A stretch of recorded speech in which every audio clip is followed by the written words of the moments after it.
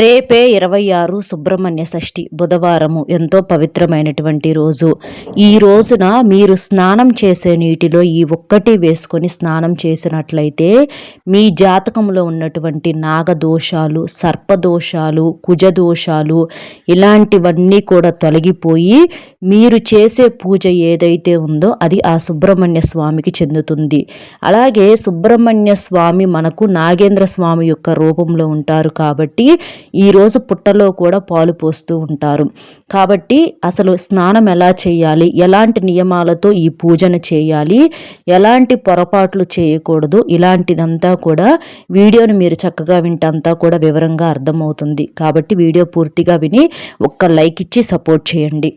మార్గశిర మాసంలో వచ్చేటటువంటి ముఖ్యమైన పండుగల్లో ఈ సుబ్రహ్మణ్య షష్ఠి ఒకటి. సుబ్రహ్మణ్య షష్ఠి అంటే సుబ్రహ్మణ్య స్వామి పుట్టినటువంటి రోజు. సుబ్రహ్మణ్య స్వామి అంటే శివపార్వతులకు కలిగినటువంటి రెండవ సంతానము.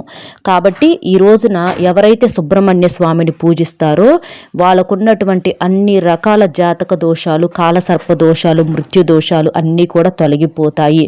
సుబ్రహ్మణ్య స్వామిని కుమారస్వామి అంటారు, మురుగన్ అంటారు, ఇలా రకరకాల పేర్లతో పిలుస్తూ ఉంటారు. సుబ్రహ్మణ్య స్వామి పూజ చేయటానికి మీ ఇంట్లో 6 ముఖాలు కలిగినటువంటి సుబ్రహ్మణ్య స్వామి పటం ఉంటే సరిపోతుందన్నమాట.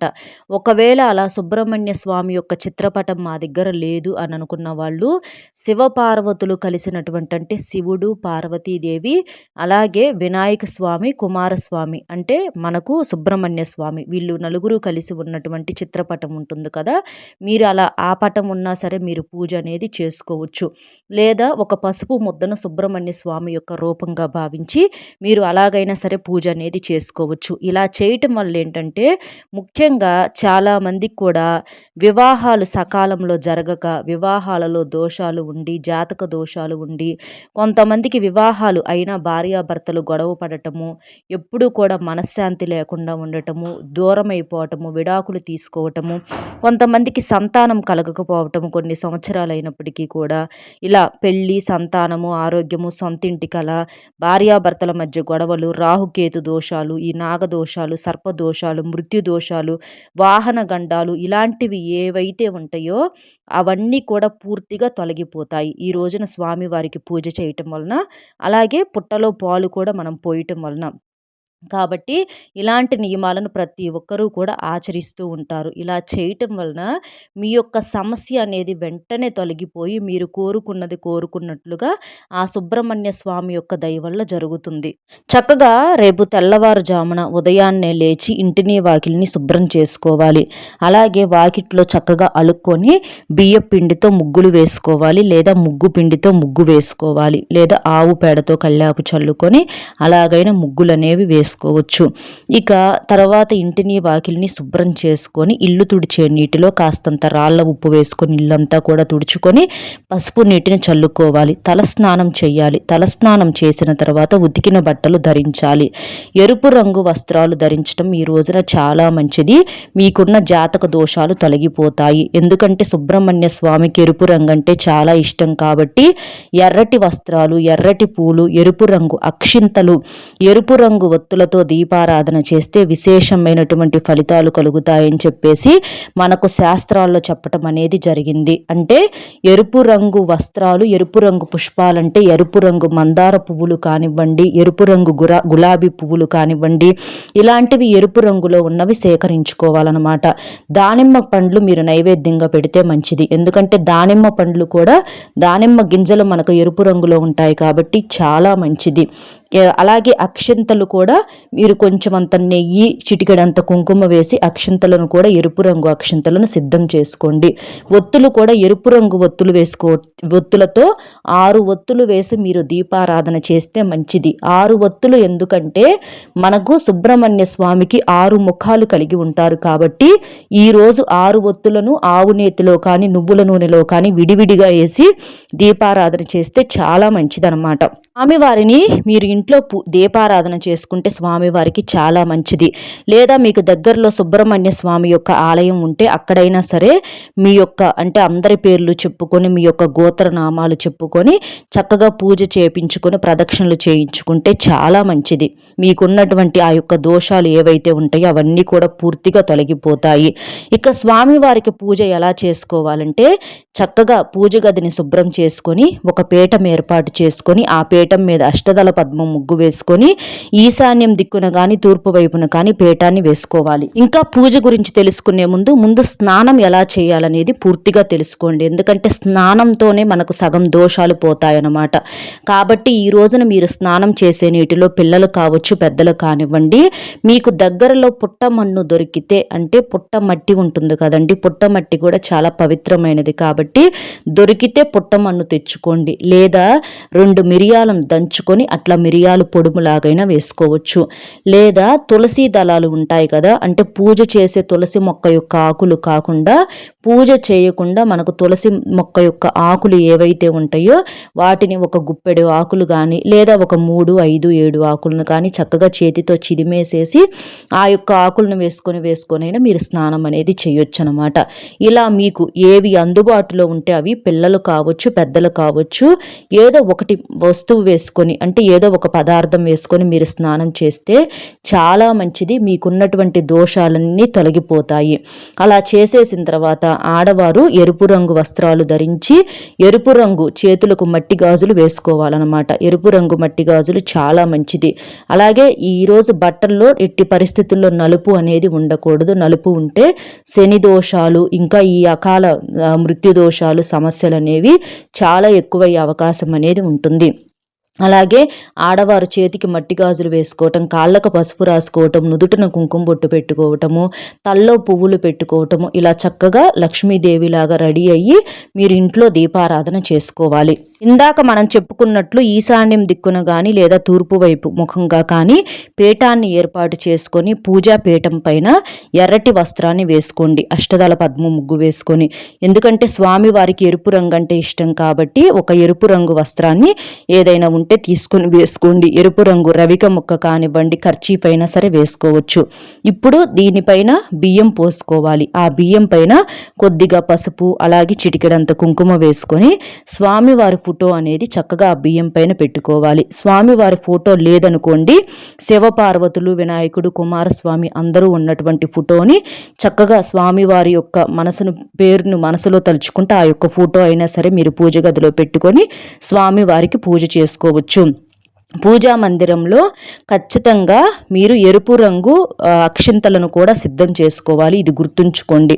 ఈ రోజున మట్టి ప్రమిదల్లో దీపారాధన చేస్తే చాలా మంచిది. మట్టి ప్రమిదల్లో ఇందాక మనం చెప్పుకున్నట్లుగా స్వామివారు 6 ముఖాలు కలిగి ఉంటారు కాబట్టి 2 మట్టి ప్రమిదలను కానీ లేదా 2 పిండి ప్రమిదలైనా సరే తీసుకొని అందులో 6 ఒత్తులు అంటే ఒక్కొక్క ప్రమిదలో 6 ఒత్తులు విడివిడిగా వేసుకొని మొత్తం 2 మీద 12 ఒత్తులు తీసుకొని ఒకే ప్రమిదలో 6 జ్యోతులను మనం వెలిగించాల్సి ఉంటుందన్నమాట. ఆ ఒత్తులు కూడా ఎరుపు రంగులో ఉన్నటువంటి ఒత్తులు అయితే చాలా మంచిది మీకు. అలాగే జిల్లేడు ఒత్తులు కూడా మనకు ఉంటూ ఉంటాయండి. అలాంటి జిల్లేడు ఒత్తులతోనైనా సరే మీరు దీపం అనేది వెలిగించుకోవచ్చు. స్వామివారు షణ్ముఖుడు అంటే 6 ముఖాలు కలిగి ఉంటాడు కాబట్టి 6 ఒత్తులతో దీపారాధన మీకున్నటువంటి అన్ని దోషాలను కూడా తొలగిస్తుంది. ఎరుపు రంగు ఒత్తులు మీకు అందుబాటులో లేకపోతే మామూలు ఒత్తులతోనైనా సరే మీరు చక్కగా దీపారాధన చేసుకోవచ్చు. చక్కగా ప్రమిదలకు కూడా గంధము, కుంకుమ, అక్షింతలు, పుష్పాలతో చక్కగా అలంకరణ చేయండి. మీ యొక్క పూజను పూర్తి చేసుకోండి. స్వామివారికి హారతనివ్వండి. స్వామివారికి ఎరుపు రంగులో ఉన్నటువంటి అక్షింతలను సమర్పించి తర్వాత ఆ అక్షింతలను మీరు కూడా స్వామివారి యొక్క ఆశీర్వాదంగా స్వీకరించండి. ఈ రోజున మీకు ఉండగలిగే శక్తి ఉంటే ఉపవాసం ఉంటే చాలా మంచిది. ఉపవాసం చేయలేని వారు అల్పాహారం, పాలు, పంటను తీసుకుంటా మీరు ఉపవాసం అనేది చేసుకోవచ్చు. ఎందుకంటే మన ఆరోగ్యం సహకరించ పూజించినప్పుడు దైవానికి తెలియందంటూ ఏదీ లేదండి. అలాగే ఈ రోజున స్వామివారికి ప్రసాదంగా చలిమిడి, చిమ్మిలి, పానకము, వడపప్పు ఇలాంటివి గారెలు, బూరెలు ఇవి మీరు నైవేద్యంగా పెట్టుకోవచ్చు. ఈరోజు ఆహార పదార్థాల్లో మసాలా ఆహార పదార్థాలు వెల్లుల్లి ఇలాంటివి ఏవి కూడా అంటే మాంసాహారము, కోడిగుడ్లు ఇలాంటివి పొరపాటును కూడా వండటం కానీ తినటం కానీ చేయకూడదు. ఇలాంటివి చేస్తే మనకు జన్మల దరిద్రాలు పట్టి పీడించే అవకాశం అనేది ఉంటుంది. చక్కగా ఇంట్లో దీపారాధన చేసుకొని మీకు దగ్గరలో సుబ్రహ్మణ్య స్వామి ఆలయం ఉన్నా లేదా చక్కగా నాగేంద్ర స్వామి పుట్ట ఉన్నా అక్కడకు వెళ్ళేసి మీరు పాలు అనేది పోసుకోండి. ఇలా చేయటం వలన చాలా మంచిది. ఆవు పాలతో ఇలా అభిషేకం చేయటం వలన మీకున్నటువంటి అష్టదరిద్రాలన్నీ కూడా తొలగిపోయి అష్టైశ్వర్యాలు సిద్ధిస్తాయి. స్వామివారి యొక్క సంపూర్ణ అనుగ్రహం అనేది మీకు కలుగుతుంది. ముందుగా పూజ చేసినప్పుడు గణపతికి కూడా తొలి పూజ, మనకు వినాయకుడికి తొలి పూజ అంటారు కాబట్టి వినాయకుడికి తొలి పూజ అనేది చేసి తర్వాత మీరు స్వామివారికి దీపారాధన చేసుకోండి. అలా చేయటం వలన మీకు చాలా మంచి జరుగుతుంది. పుట్ట దగ్గరకు వెళ్ళినప్పుడు చక్కగా పుట్ట మీద కాస్తంత పసుపు, కుంకుమ అలాగే పుష్పాలను సమర్పించి పుట్టకు నమస్కారం చేసుకుంటూ పుట్టలో పాలు అనేది పోయండి. ఆవు పాలు పోస్తే చాలా మంచిది. అలాగే పుట్ట ముందు నెయ్యి దీపం వెలిగించి పుట్ట చుట్టూతా ప్రదక్షిణలు చేసి నమస్కారం చేసుకోండి. ఆ సుబ్రహ్మణ్య స్వామి ఆశీర్వాదంతో ఇక మీకున్నటువంటి కష్టాలు, జాతక దోషాలు, సర్పదోషాలు ఇలాంటివన్నీ చాలామందికి వాహన గండాలు ఇలాంటివన్నీ కూడా చూస్తున్నాము. అలాంటివి ఏవైతే ఉంటాయి అవన్నీ కూడా పూర్తిగా తొలగిపోతాయి. అలాగే ఈ రోజున జంట నాగులను కూడా విశేషంగా పూజించాలి. ఆవు పాలతో జంట నాగులకు అభిషేకం చేస్తే సంతాన ప్రాప్తి కలుగుతుంది. వివాహ ప్రయత్నాలు చేసేవారు చక్కగా తులసి దళాలతో సుబ్రహ్మణ్య స్వామిని పూజించుకుంటే మంచిగా వివాహం కలుగుతుంది. చాలామంది కూడా అంటే సంతానం కోసం ఎంతగానో ఎదురు చూస్తూ ఉంటారండి. కొంతమందికి సంతాన భాగ్యం కలగక వాళ్ళు పంచామృతాలతో అభిషేకం చేసుకుంటే మీకు సంతాన ప్రాప్తి అనేది ఖచ్చితంగా కలుగుతుంది. ఉపవాసం పూర్తిగా ఉండలేని వారు మామూలుగా పూర్తిగా ఉంటే మంచిదండి. అంటే ఆ రోజు మొత్తం అలా ఉండలేని వారు ఒక పూట ఉపవాసం ఉండి సాయంత్రం నక్షత్ర దర్శనం చేసుకున్న తర్వాత ఉపవాసాన్ని విరమించుకొని భోజనం చేయవచ్చు. అలా చేసుకున్నా కూడా మీకు విశేషమైన ఫలితం. స్వామివారికి నెమలి వాహనం కాబట్టి ఈ రోజున ఒక నెమలి ఈకను తీసుకొచ్చుకొని మీ పూజ గదిలో పెట్టుకోండి. చాలా మంచి జరుగుతుంది. మీ ఇంటికి ఉన్నటువంటి అష్టదరిద్రాలు, నరుల ఏడుపులు, నరదిష్టి, ఈ కాల సర్ప దోషాలు అన్నీ కూడా తొలగిపోయి అష్టైశ్వర్యాలు సిద్ధిస్తాయి. మీ జీవితంలో ఏమీ లేని స్థాయి నుండి గొప్ప స్థాయికి ఎదగాలంటే ఈరోజు ప్రతి ఒక్కరూ కూడా స్కంద గాయత్రి మంత్రాన్ని చదవండి. స్కంద గాయత్రి మంత్రాన్ని 108 సార్లు చదివితే మీ జీవితంలో ఉన్న అడ్డంకులన్నీ కూడా తొలగిపోయి ఉన్నత స్థాయికి ఎదుగుతారు.